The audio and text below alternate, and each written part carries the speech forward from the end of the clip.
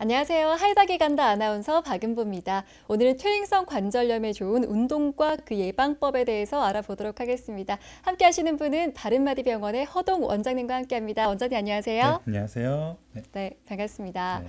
퇴행성 관절염으로 고생하시는 분들은 보통 수술적인 치료도 좀 고민을 하시고 병원에 가서 치료받는 방법도 고민을 하시지만 평소에 할 수 있는 예방법이나 운동법에 정말 관심 많으시더라고요. 네네. 어떤 게 있을까요? 퇴행성 관절염이 이제 한번 증상이 시작되면 멈출 수가 없기 때문에 근본적으로 완치라는 개념을 적용하기는 좀 어렵고요. 따라서 제때 관리하지 않으면 퇴행성 관절염의 발병 시기를 땡길 수도 있고요. 또 증상을 악화시킬 수도 있습니다.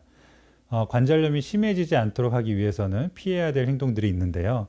무릎에 부담이 되는 동작, 특히 쪼그려 앉는 자세, 양반다리나 무릎을 꿇는 자세는 피하는 것이 좋습니다. 등산을 하거나 무거운 짐을 들어 올리거나 줄넘기 하는 행동도 무릎에 과부하가 걸림으로 피하는 것이 좋고요. 또한 적정 체중을 유지하는 것이 중요한데요. 체중을 1kg만 빼도 무릎이 받는 하중이 3에서 5kg 정도 줄어드는 효과가 있습니다.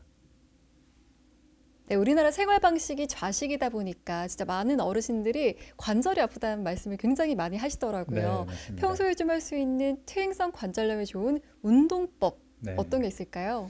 일단 가장 기본적인 게 스트레칭이겠죠. 그렇죠? 그래서 스트레칭은 굳어있는 관절 주변을 감싸고 있는 근육 등을 풀어주고 또 혈액순환을 좋게 해줍니다. 따라서 최대한 편한 자세로 부드럽게 스트레칭을 하면 도움이 많이 되고 또 운동에 따른 부상도 피할 수가 있습니다. 대한정형외과학회와 미국 정형외과학회 등에서 제시하는 퇴행성 관절염에 가장 좋은 가이드라인 1번 운동은 대퇴사두근 운동입니다. 네. 퇴행성 관절염에는 특히 관절에 체중이 많이 가해지지 않는 근력 운동이 도움이 많이 되는데요. 유산소 운동 중에서는 물속에서 걷기, 수영, 실내 자전거 등이 이에 해당이 되고요. 또 근력 운동 등도 자신의 체중만을 이용하거나 작은 모래주머니, 베개 등을 활용하여 점진적으로 근육을 강화시키고 운동량을 늘려가는 것이 좋습니다. 앞서 말씀드린 특히 허벅지 앞쪽에 자리한 근육, 대퇴사두근 근력이 매우 중요하고요. 하지만 잘못된 운동 방식은 관절에 부담을 줄 수 있습니다. 우리가 흔히 말씀하시는 스쿼트나 런지 같은 동작은 관절염이 있거나 자세를 잡기 어려운 노인의 경우 슬개 대퇴 관절에 무리가 될 수 있으므로 피하시는 것이 좋습니다.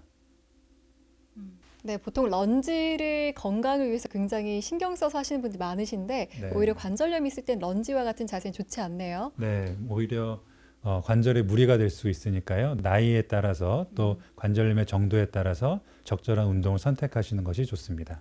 네, 그러면 퇴행성 관절염에 좋은 음식이나 영양제를 찾아서 먹으면 조금 더 간편한 방법, 손쉬운 방법이 될 것 같은데 네. 어떻게 이게 효과가 있을까요? 일단 관절염의 경우에 튼튼한 뼈가 무엇보다 가장 중요하죠. 그래서 칼슘의 섭취를 도와주는 비타민 D가 부족하지 않게 해주는 것이 좋고요. 짠 음식이나 인스턴트 음식에는 나트륨 성분이 많이 들어있기 때문에 칼슘과 같은 미네랄 성분을 체내에서 빼앗습니다. 따라서 퇴행성 관절염을 악화시킬 수가 있으므로 피해야 되고요. 퇴행성 관절염은 노화로 인한 질환이기 때문에 항산화 비타민이 많은 오렌지, 귤, 자몽과 같은 과일이 퇴행성 관절염의 예방에 도움이 됩니다. 외래에서 영양제를 많이들 물어보시는데요. 네. 글루코사민, 황산, 콘드로이친 등 영양제는 확실한 유효성이나 근본적인 개선 효과에 대해서는 아직 논란이 있습니다.